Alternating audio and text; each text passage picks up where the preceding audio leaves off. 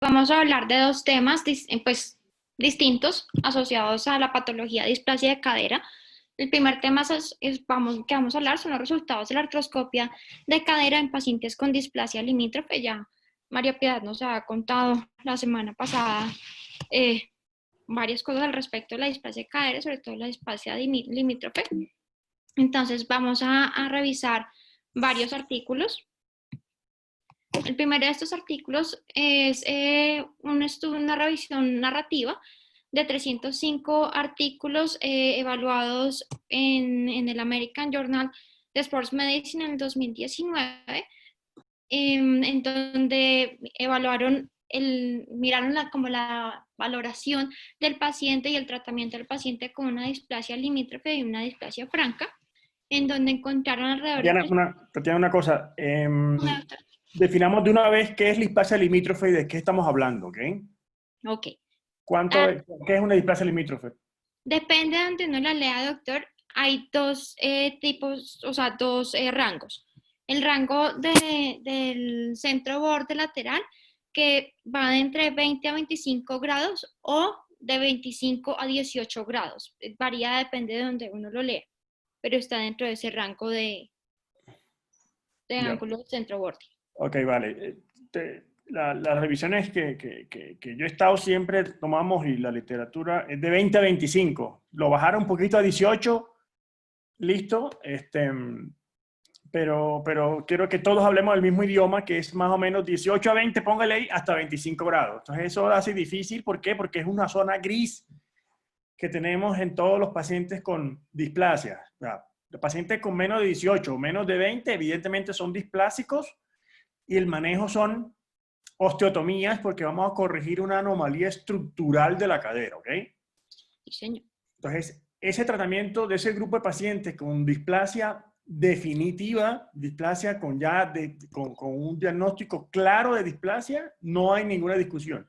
Esta zona gris que estamos hablando, que los gringos llaman borderline, nosotros llamamos limítrofe, es el grupo problema que nos vamos a referir hoy solamente, ¿ok? Sí, señor. Vale. Listo. Entonces, por lo que nos acaba de decir el doctor Monsalvo, este tipo de pacientes es un tipo de pacientes que son difíciles de manejar porque no está totalmente estudiado y analizado si deben realizárseles artroscopias o pueden poner sus micrófonos en silencio, por favor, o si pueden, si se les debe hacer una osteotomía.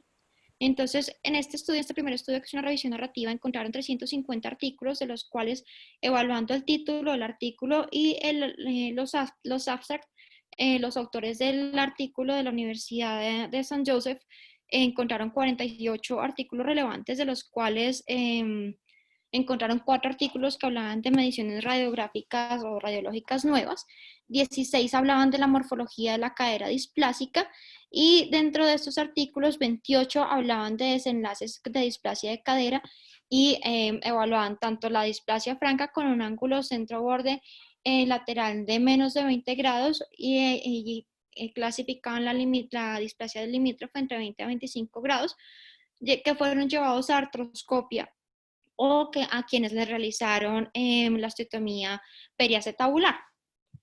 Pues la limitación de este artículo era que era pues, su nivel de evidencia, que no era adecuado porque no alcanzaba, ellos lo decían en el artículo, no alcanzaba a hacer una revisión sistemática o metaanálisis. Entonces lo que trataron de hacer fue hacer una revisión de conceptos de diagnóstico de morfología de la cadera y de desenlaces clínicos como tal.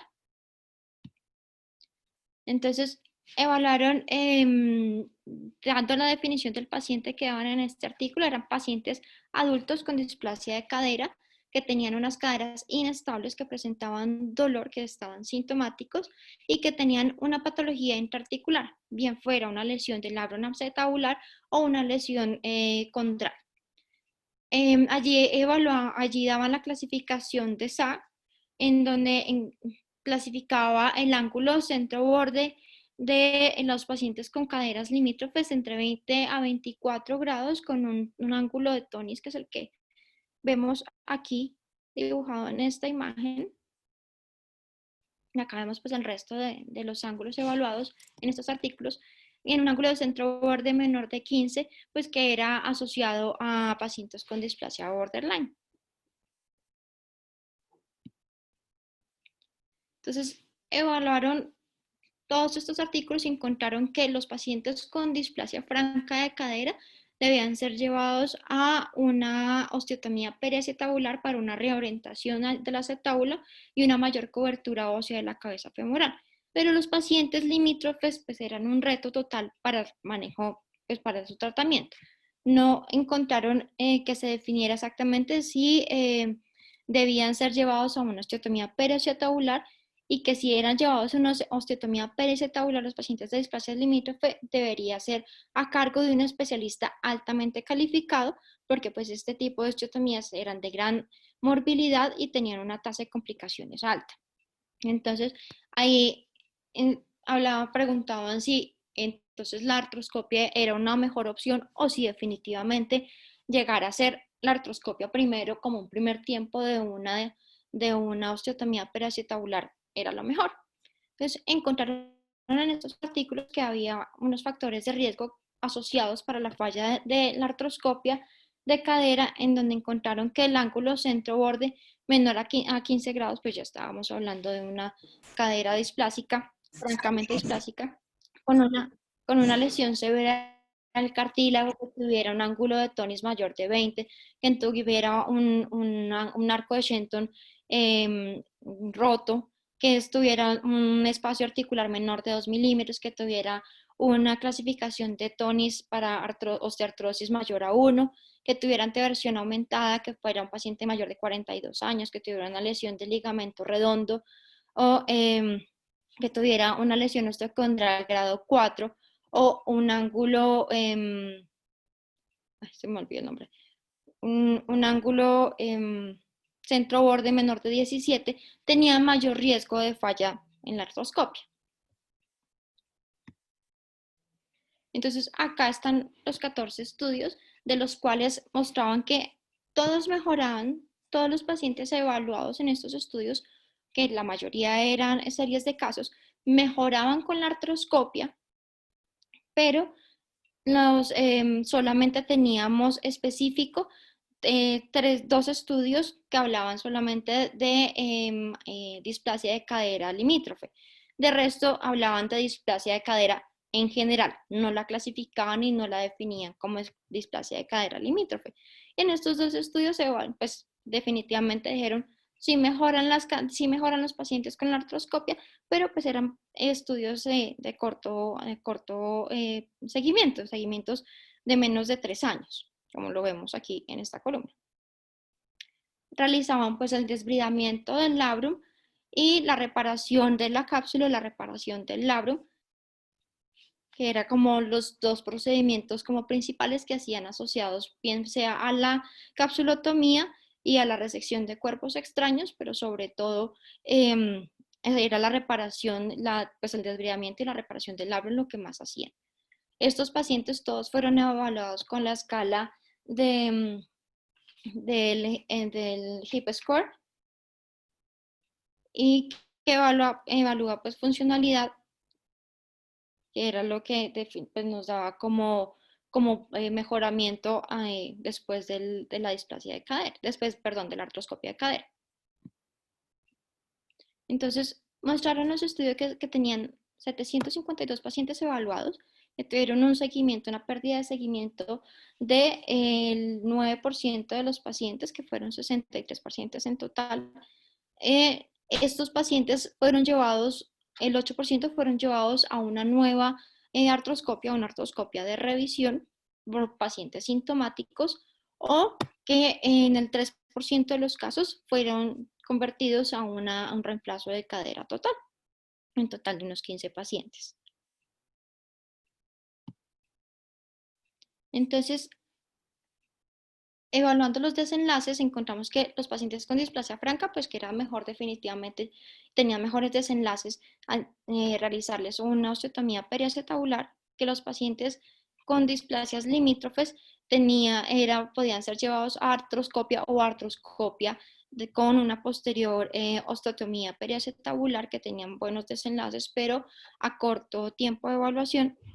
que tenía que hacerse una selección cuidadosa de pacientes que tuvieran llevados a artroscopia, que tuviera que realizarles procedimientos tanto en el labrum y o en la cápsula, que tenía que evaluarse si definitivamente estos pacientes deberían ser pacientes con displasia limítrofe, deberían ser llevados mejor a una osteotomía periacetabular, entonces que tenían buenos desenlaces a corto plazo solamente con la artroscopia sola, pero teníamos, como les mostré, unos seguimientos cortos a 2 años, que entre menor edad tuviese el paciente, pues mejores desenlaces tenía, que tenían mejoría en el dolor asociado a lesiones del labrum o lesiones capsulares, que tenían mejores desenlaces en el patient-related outcomes y que algunos requerían definitivamente un alineamiento óseo luego de la artroscopia como procedimiento de revisión.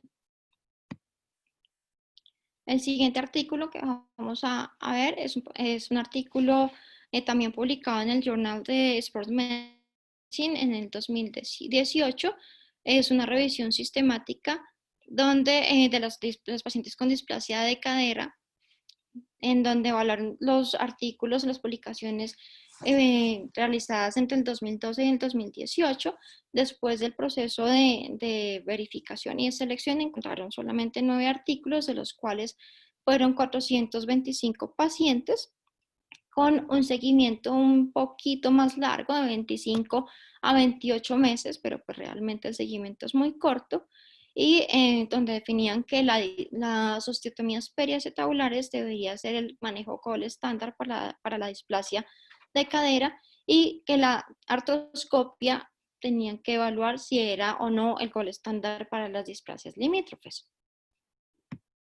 Entonces, en los criterios de inclusión tenían que tener pacientes con displasias limítrofes llevados a artroscopia de cadera, artroscopias como cirugía primaria, desenlaces reportados en los artículos y un diseño de estudio que fuese diferente a un reporte de caso.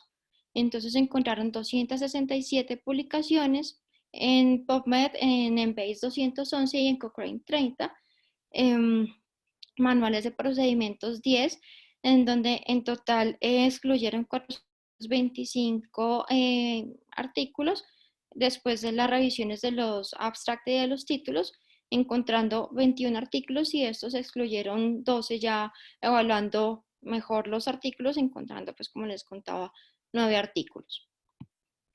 De allí, lo más importante era que de estos 9 artículos, solamente de estos 9 artículos, pues lo que hablamos con el doctor Gonzalo hace un momento, limitaron ya más artículos. De los 9, 5 artículos limitaron la displasia de cadera limítrofe entre 25 y 18 grados, y 3 artículos pues los limitaron entre 20 a 25 grados. Un solo artículo decía que eran los pacientes que tenían displasias menores con un ángulo centro-borde menor de 25 grados, y pues también evaluaban el Sharp. Dentro de estos estudios, entonces, los procedimientos que se le realizaron a los pacientes fueron desbridamientos, reparaciones del labrum, reconstrucciones del labrum, plicaturas capsulares. Evaluaron igual que en los estudios anteriores el HIP score, y pues encontraron que tenían todos mejoría de los síntomas, pues, principalmente del dolor y pues de la funcionalidad, pero sobre todo el dolor era lo que más mejoraba en estos pacientes.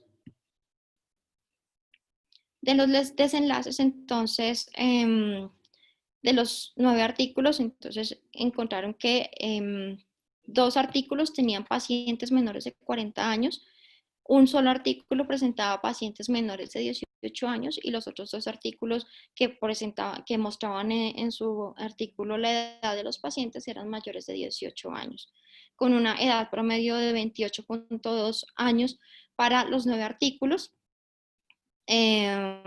con un tiempo mínimo de seguimiento de 12 meses hasta 5 años en un solo de los artículos, con una media de seguimiento de 36 meses, en donde el HIP score, el HIP score antes del procedimiento estaba entre los 59 y los 70 en el puntaje.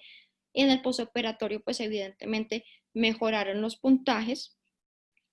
Luego, en esta otra escala de desenlaces de cadera, de actividades de la vida diaria, de desenlaces de cadera, tanto deportivas como de la vida diaria, que es la DL de la vida diaria y este es de deportes, encontrar que efectivamente antes del procedimiento los pacientes tenían un HIP score, un OS entre 62 hasta 76 y que posterior al procedimiento quirúrgico de la artroscopia su calidad en las actividades de la vida diaria había mejorado, que en los desenlaces para los pacientes asociados a los deportes mejoraron, pero que no eran mucho mejores que en los de la vida diaria, que tenían, eran unos scores muchos, pues, que eran más bajos que en los de la vida diaria y en el HHS, y que el dolor, evidentemente, que era por encima de 5, había mejorado hasta estar por llegar casi a 1.3, que la escala de satisfacción de los pacientes pues había sido satisfactoria pues, posterior al procedimiento quirúrgico. La tasa de falla y de revisión de la artroscopia llegó hasta el 8.5%, o sea, pues le realizaron una segunda artroscopia de revisión. La tasa de conversión,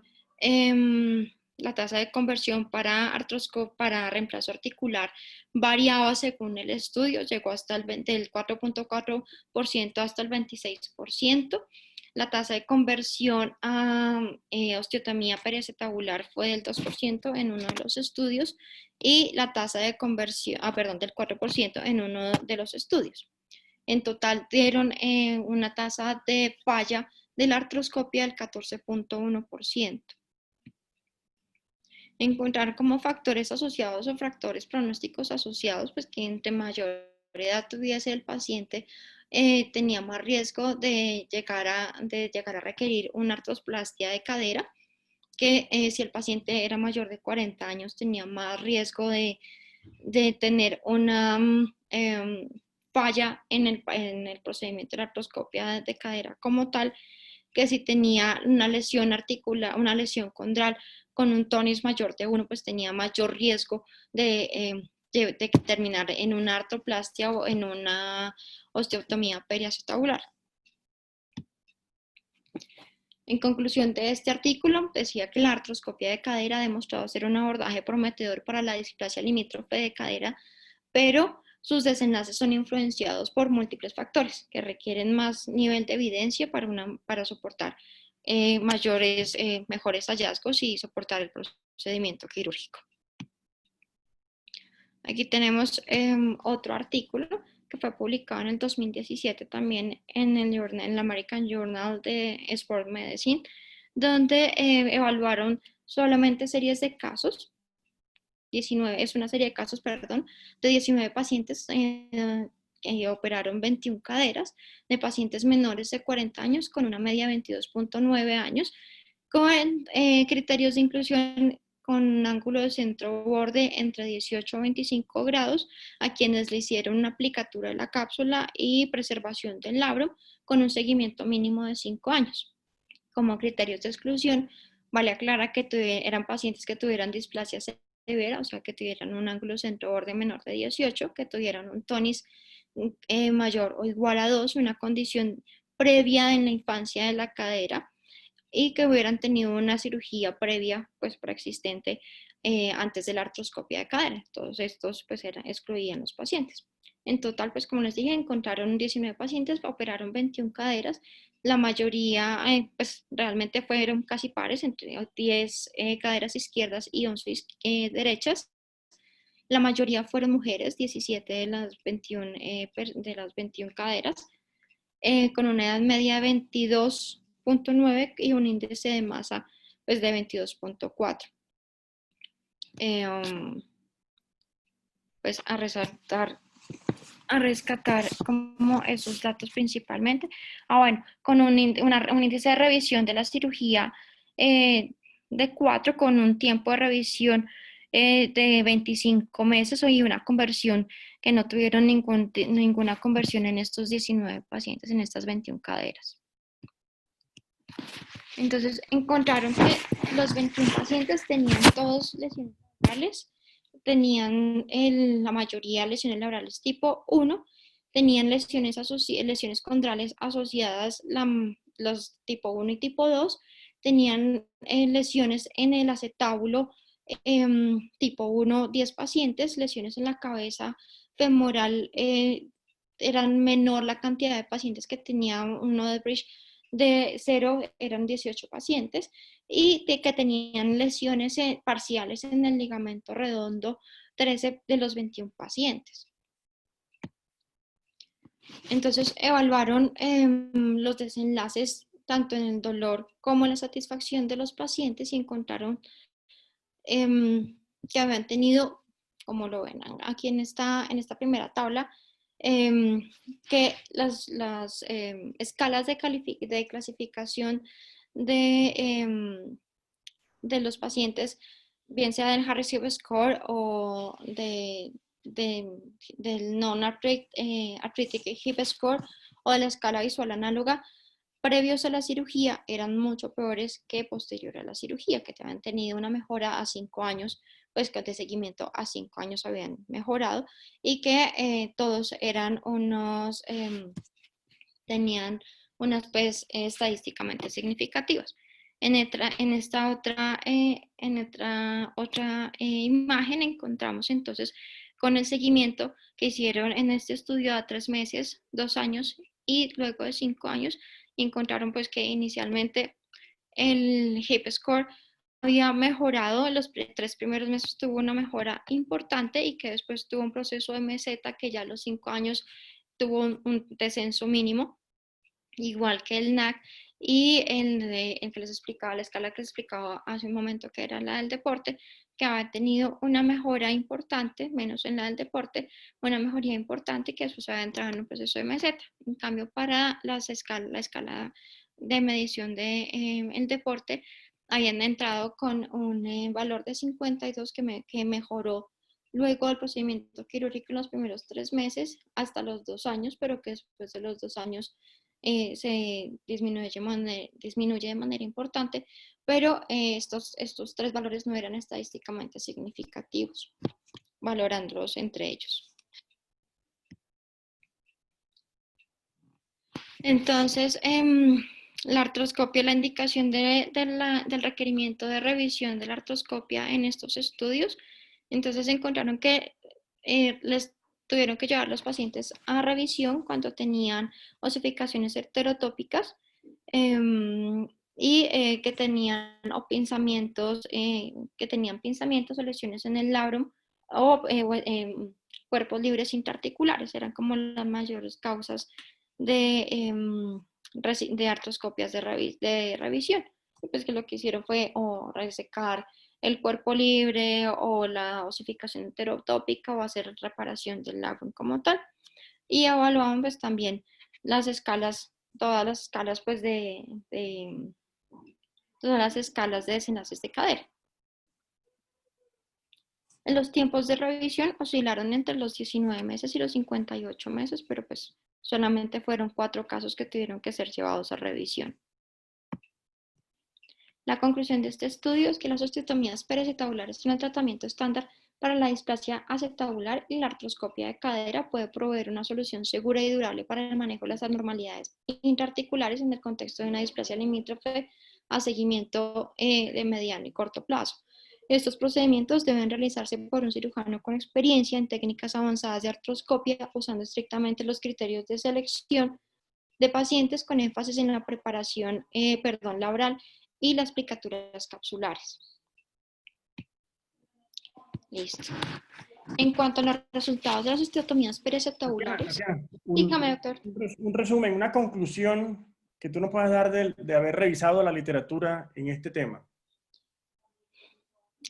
Tiene buenos resultados a corto plazo, a 2 años. Tiene buenos resultados en cuanto a la mejoría de las escalas funcionales de cadera y en cuanto al dolor, pero después de este tiempo los síntomas reinician nuevamente y el paciente necesita un siguiente procedimiento, que se debe ser muy específico con la selección de los pacientes llevados a artroscopia de cadera y que solamente debería llevarse los pacientes con displasias limítrofes, no pacientes con displasias francas, porque pues realmente no servirían de mayor cosa. Sí, esa conclusión final está bien. O sea, las displasias, y quiero que les quede claro a cada uno de ustedes que las displasias son problemas estructurales, ¿ya? Mecánicos estructurales que deben de solucionarse con una respuesta quirúrgica de igual magnitud, estructural. Y la única respuesta estructural es una osteotomía. ¿Okay? Hay un grupo de pacientes, como lo dijo Tatiana, es difícil porque entre una displasia limítrofe que tiene muy poquita displasia, o algunos cirujanos o la literatura va a pensar que de pronto es mucho procedimiento una osteotomía periacetabular, ¿ya? Entonces inclina la balanza un poco para hacerle manejos menos invasivos, como son la artroscopia, pero que no solucionan en verdad el problema de base. ¿Ok? Hay pacientes difíciles que le llegan a uno que están alrededor de los 40, que sabemos que las osteotomías periacetabulares alrededor de los 40 no es el mismo resultado que alrededor de 20 años. Y pacientes que son enfáticos en decir no acepto un manejo con osteotomía periacetabular. Esos pacientes de pronto quizás puede hacer un manejo temporal, una artroscopia, recalcando que el manejo artroscópico no debe hacerlo una persona principiante ni que no tenga una curva establecida o un manejo, una expertise grande en manejar estos pacientes porque no es fácil. El problema de la artroscopia en los pacientes displásicos es que después de haber hecho la capsulotomía, la paciente cambia algo la mecánica en cuanto a la estabilidad de la cadera, evidentemente. Y si usted le hizo un tratamiento del labrum inadecuado, ese sello articular no vuelve a ser el mismo y la cadera queda más inestable. Inestable en el eje anteroposterior y en el eje rotacional de la cadera, ¿ok? Entonces, esos estudios biomecánicos ya están descritos. Entonces, es muy peligroso tratar a un paciente con displasia porque le aumento la inestabilidad y puede hacer que la cascada o el camino hacia una artrosis sea más rápido. Ese es el problema con los pacientes artrósicos, perdón, procesos que tengan displasias y manejarlo con artroscopia de cadera. ¿Se puede hacer? Sí, se puede hacer. Otra cosa es que todos estos resultados son en centros grandes de medicina deportiva y con resultados de expertos a nivel mundial de artroscopia de cadera. Esos resultados no son los mismos que la población general. O sea, no es lo mismo un cirujano que hace, ¿okay?, un bajo volumen o que no ha hecho la curva artroscópica que a uno de estos autores que tienen un volumen y que vienen trabajando 10, 15 o hasta 20 años atrás manejo artroscópico. ¿Ok? Entonces es muy difícil, es un paciente complejo y por eso se amerita estar y conocer nosotros lo complejo que es tratar estos pacientes y entender la patología porque les van a llegar pacientes en ese rango, en esa zona gris a su consulta. ¿Ok? Listo, pasemos entonces al segundo parte. Sí, señor. Entonces, el segundo tema que vamos a hablar hoy es de los resultados de las osteotomías periacetabulares, de la osteotomía de Gans y la osteotomía de Bernés. Tatiana, trataremos de agilizar, tenemos 20 minutos para esto, ¿vale? Listo, doctor. Acá solamente voy a hablar de la del seguimiento a 20 años y a 30 años, que me pareció como lo más relevante para la osteotomía. Vale, perfecto. Listo. Entonces, acá, para que tengamos en cuenta, este artículo fue escrito por el doctor Gans, quien fue quien desarrolló este tipo de técnica de la osteotomía periacetabular en los años 80 y en este momento ellos llevaban ya para el año 2008 llevaban 20 años de seguimiento de los pacientes. Entonces evaluaron hicieron un análisis de sobrevida de 75 caderas, en total 63 pacientes. Era un estudio de casos sin control retrospectivo de caderas contra pacientes que no tenían caderas que tenían caderas con osteotomía e hicieron un análisis de sobrevida asociado a factores de riesgo de mal pronóstico. Hicieron un seguimiento de 20.4 años, con una media de este tiempo, con una edad promedio de 29 años y una pérdida de seguimiento de 9% de los pacientes. Entonces encontramos que ellos evaluaron en una escala, en un score que era el MERL de Daubigné y Postel, que era una escala para evaluar el dolor, la movilidad de los pacientes y la habilidad para caminar. Principalmente hablaba de estos 3 ítems y donde el paciente evaluaba cada uno de estos ítems y se medía desde 18 hacia inferior, donde 18 era excelente, bueno era de 15 a 17, aceptable de 14 a 12 y pobre de desenlaces menores a 12. Síntomas, perdón, menores a 12. Entonces, ahí encontramos que en este artículo tenemos que preoperatoriamente tuvieron una escala de Merle de 15.2 a 10 años de 16.7, tuvieron mejoría, y a 20 años de 15.8, pues que realmente no era significativo. Pacientes que presentaron cojera, 66 de los 73 caderas, pacientes que presentaron cojera, de los cuales volvieron a presentar cojera 34 pacientes de 34 caderas a los 10 años y 41 a los 20 años, que fueron positivos para el test de pinzamiento anterior. 20 eran positivos prequirúrgicos, 24 fueron positivos a los 10 años y 38 positivos a los 20 años. Al test de aprehensión, los 7 que fueron positivos prequirúrgicos igual lo fueron a los 7 y a los 20 años, y la alteración de los arcos de movilidad, sobre todo para la flexión a los 20 años, la rotación interna, la rotación externa y la abducción, principalmente fueron los arcos de movilidad que variaron a los 20 años de seguimiento.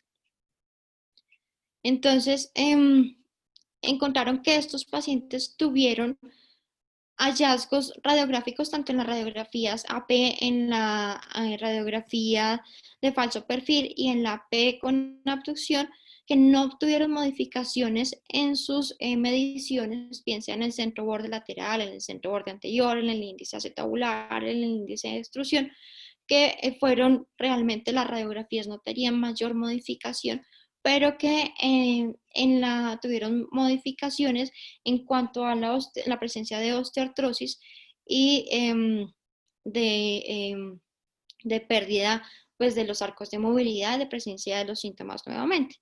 Encontraron entonces en este primer artículo de seguimiento, de este segundo artículo, perdón, de seguimiento a 20 años, que tenían mal pronóstico los pacientes. Entre mayores fueran los pacientes, pues peor pronóstico tenían, que si tenían una peor función prequirúrgica iban a tener una peor desenlace a largo plazo, que si tenían cojera prequirúrgica muy seguramente iban a tener cojera postquirúrgica, si tenían pinzamiento, como se los mostré en la tabla anterior, pues iba a tener pinzamiento a 20 años, que los pacientes que tenían osteoartrosis en tonis 2 o 3 tenían mayor riesgo de pasar a un reemplazo de cadera en un 15%, y el índice de extrusión, que era el único modificador en las imágenes radiográficas. Aquí en esta imagen, en esta tabla, vemos la tasa de supervivencia evaluada a los 20 años, en donde encontramos a los 5 años teníamos una tasa de supervivencia del 93.2%, a los 10 años del 87.6%, a los 15 años del 77.3% y a los 20 años una tasa de supervivencia del 60.5%, que para un procedimiento quirúrgico de salvamento de la cadera pues es bastante bueno. En total teníamos en este momento de los 20 años de seguimiento 41 caderas que todavía pues que tenían supervivencia en este momento. Entonces ellos evaluaron pues el aumento de dolor de la cadera, como lo vimos en la tabla inicial de la escala de Merck. Tuvieron pues la disminución de los arcos de movilidad, como lo vimos en el pinzamiento anterior, y la mejoría de los parámetros radiológicos con relación al prequirúrgico. Progresión del tonis, sobre todo los tonis 2 y 3, y de allí la falla de estos pacientes, entonces de los 32 pacientes que tuvieron la osteotomía periacetabular que tenían un tonis grado 0, 19%, o sea, 6 pacientes, tuvieron falla en la osteotomía y fueron llevados a una artroplastia. De los pacientes con tonis 1 fueron 20 pacientes, 7 fueron llevados a artroplastia. De los pacientes que que tenían un tonis 2, eran 15 pacientes, 13 pacientes fueron llevados a artroplastia, y de los pacientes tonis 3 que se les realizó la osteotomía periacetabular, pues todos fueron llevados a artroplastia, pues uno de los tonis 3. Pues era como lo principal de estos desenlaces a 20 años de seguimiento. Tatiana, una Y cosa. David, espérate un dígame, segundo. sí, señor. Este artículo es muy valioso porque sí es el primer reporte grande de este grupo de pacientes iniciales de la osteotomía. ¿Ok? Este grupo de pacientes al seguimiento de 20 años tiene unas limitaciones que son claras. Primero, es un grupo con el cual ese cirujano, ese grupo de cirujanos hizo su curva. ¿Ok? Ese grupo, primero, no fue un grupo muy bien escogido. ¿Por qué? Porque muchos de esos pacientes estaban reintervenidos anteriormente por alguna cosa en la cadera. Y era lo que le podíamos hacer por esta técnica, entre comillas no, esa técnica era nueva. ¿Ok? Primero, y no había ningún otro grupo control. Esta es una serie de casos de todos esos. Ellos aprendieron básicamente con este grupo de pacientes. ¿Ok? ¿Qué aprendimos de ese grupo de pacientes al seguimiento de 20 años? Como lo muestra la gráfica, evidentemente hay una muestra y una diferencia grande entre los grupos de tonis 0 y 1 y aquellos que tenían 2 y 3. La diferencia es monstruosa. Entonces, desde ahí sale la hipótesis que los pacientes que tengan indicación, que tengan displasias, indicación solamente para osteotomía periacetabular, es tonis grado 0 o tonis grado 1, porque puede ser predecible a un buen resultado a 10 y a 20 años en estos pacientes. De ahí se saca de grado 2, grado 3, no tiene nada que ver con este grupo de pacientes. ¿Ok?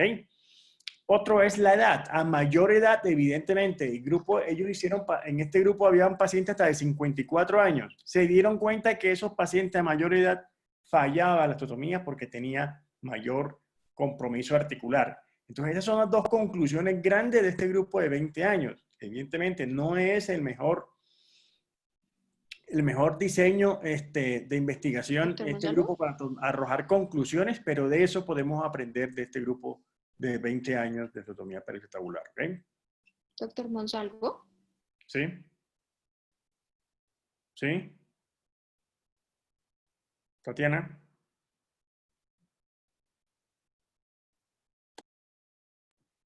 ¿Tatiana?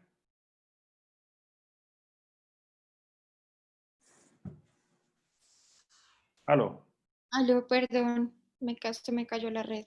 Ah, ok, vale, perfecto. Listo, pues sigamos entonces. Sí, señor. Listo. Entonces, de esos 6 factores que estaba hablando el doctor Monsalvo, entonces tener en cuenta que entre mayor edad, o sea, si los pacientes eran mayores de 30 años, en el momento de la cirugía, pues tenían peores desenlaces. Si tenían un Merle score bajo, o sea, menor de 14, tenían peores desenlaces. Si tenían un pensamiento anterior prequirúrgico, pues iban a tener pensamiento anterior muy seguramente a los 20 años. Si tenía presencia de cojera prequirúrgica, iba a tener peores desenlaces. Si tenía un tonis mayor de 2, como lo mostrábamos anteriormente, pues va a tener peores desenlaces con una medición estadísticamente significativa.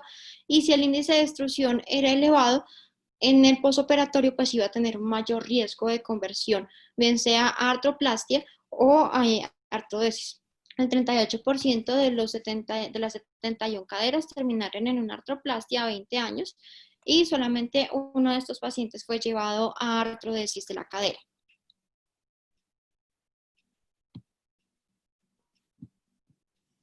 El siguiente artículo, que es el seguimiento de estos mismos 75 pacientes, llevados a osteotomía periacetabular.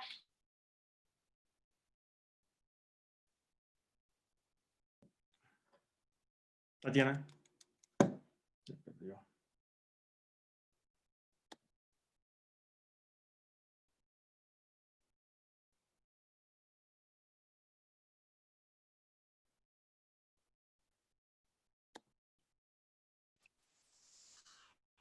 Aló. Hola, doctor, qué pena. No Sí. sé qué pasa con el internet de la casa. Qué pena. Vale. Sí, en la noche se dificulta más. Sí, señor, qué pena. Resúmenos el siguiente artículo, el de 30 años. Entre 30 años, entonces, después de los 20 años, empieza a bajar de manera importante la supervivencia de estas caderas a las que se les hizo la osteotomía periacetabular, pues llegando hasta el 29% de la supervivencia a 30 años. Y se dieron cuenta que todos estos pacientes podían haber, o sea, que tuvieron una pérdida de su funcionalidad y aumento del dolor y solamente el 30%, o el 29, casi 30% estaban todavía, eh, pues tenían todavía supervivencia en este momento. Todos progresaron, la mayoría, ya les muestro acá otra, la mayoría de los tonis que estaban en 2 y 3 obviamente progresaron hasta tener el reemplazo articular y los tonis 0 fueron los que menos progresaron en cuanto a la osteoartrosis. Y en este artículo encontraron ya no 6 factores de asociación a los pobres desenlaces de la osteotomía, sino encontraron ya 10 desenlaces asociados a los desenlaces de la osteotomía periacetabular. Es que ya que tenían pacientes mayores de 40 años, que tuvieran un MERS score menor de 15, ya no de 14 como en el artículo anterior, que tuvieran un Harris-HB score prequirúrgico menor de 70, tener peor pronóstico, que el paciente tuviera cojera prequirúrgica, que tuviera test de pensamiento positivo tanto anterior como posterior, que tuviera una rotación interna menor de 20 grados en el prequirúrgico, que tuviera un tonis mayor de 1 y un cubrimiento anterior postoperatorio fuera mayor de 27% o una retroversión acetabular, pues tenían unos peores desenlaces para estos pacientes con displasia de cadera que tuvieran una osteotomía periacetabular. Aquí en estas imágenes pues, me pareció importante mostrárselas, era el seguimiento de la supervivencia de los factores asociados de estos pacientes, en donde los pacientes menores de 20 años tenían una mayor supervivencia a 30 años, que si tenían una Miren la osteoartrosis, tenían gráfica, un... Tatiana. Dígame, doctor. La gráfica de la izquierda es la mejor gráfica quizás de las tres. Miren la diferencia entre las dos colores que se apartan, son menos de 20 y menos de 30 años del resto de grupos. ¿Ok? Sí. Entonces, hay una diferencia. Por eso aprendimos de estos dos estudios. Pacientes entre más jóvenes, mucho mejor les va. ¿Ok?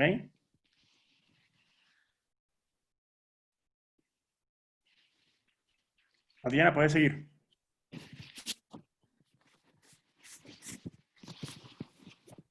¿Me oyen? Sí, sí, puedes seguir. Ay, Dios mío. Tatiana, puedes seguir.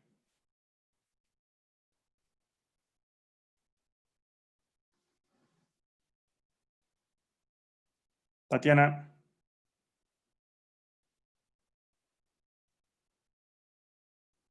Aló.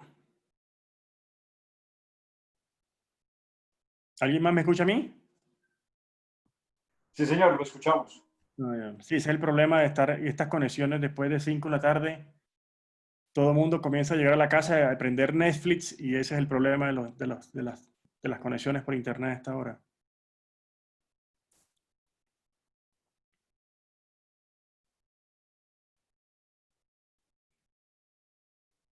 Tatiana. Tatiana sigue conectada, pero no, señor, no sé, doctor. No se oye. Bueno, les comento las otras dos gráficas. Miren la gráfica de tipo B, cuando que la osteoartrosis es grado TONI 0 o grado 1, ¿ya? Evidentemente tienen una mejor sobrevida de los pacientes con TONI 2, que es la línea azul clarita. Tatiana. Ya, doctor, perdóneme, ya lo estaba llamando, es que no me podía conectar. Vuelve a la gráfica que tenías puesta, la gráfica de los tres cubitos.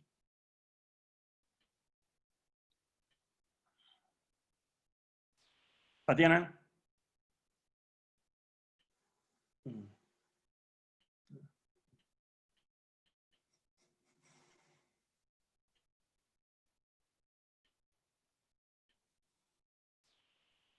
Aló, Tatiana.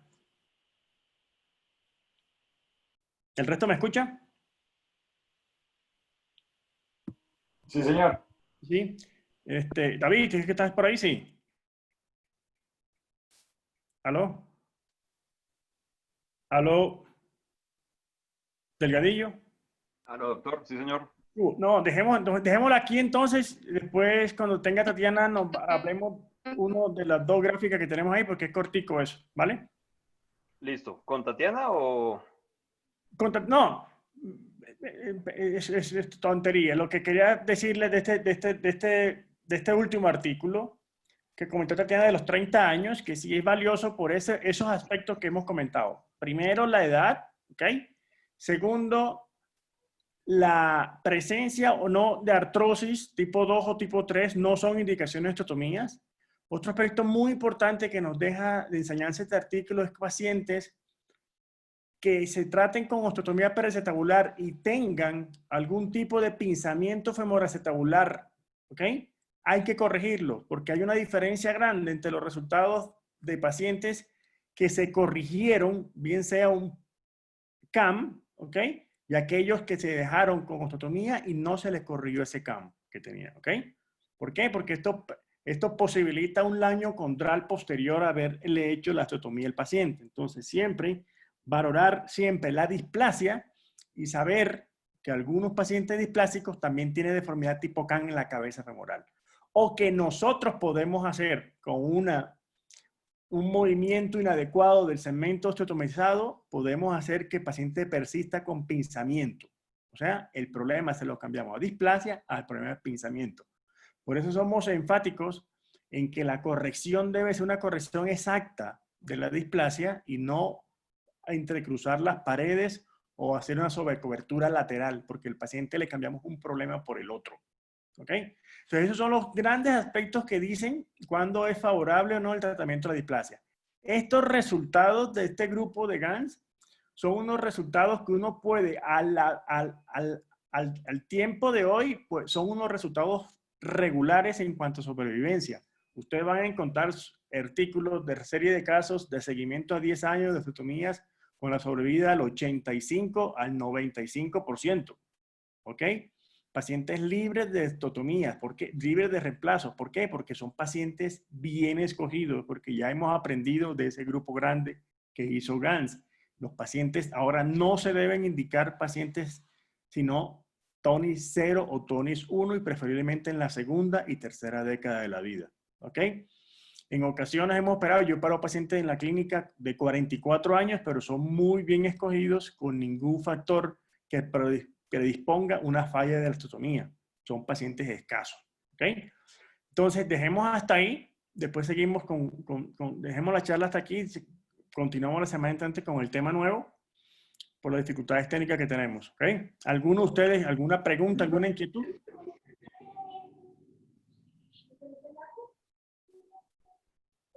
Vale, nos quedamos callados, entonces terminemos la conferencia aquí, ¿vale? ¿Les parece? Gracias, doctor. Sí, Un señor. abrazo a todos. Así es. Hasta luego. Esté muy bien. Gracias.